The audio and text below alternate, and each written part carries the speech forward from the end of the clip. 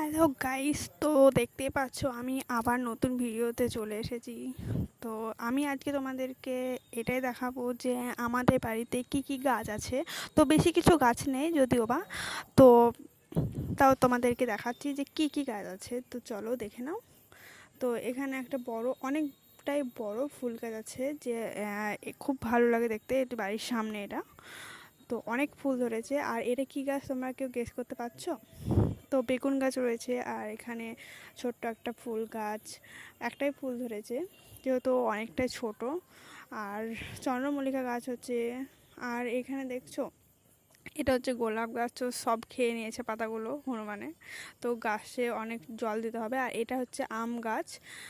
আর এই সাইডটাতে অনেকগুলো গাছ আছে। আর এটা আমাদের হচ্ছে কাঁঠাল গাছ, দেখো কতগুলো কাঁঠাল হচ্ছে। এরও আগেও ধরেছিল কিন্তু এগুলো পেরে ফেলা হয়েছে। তো কেমন লাগলো জানিও।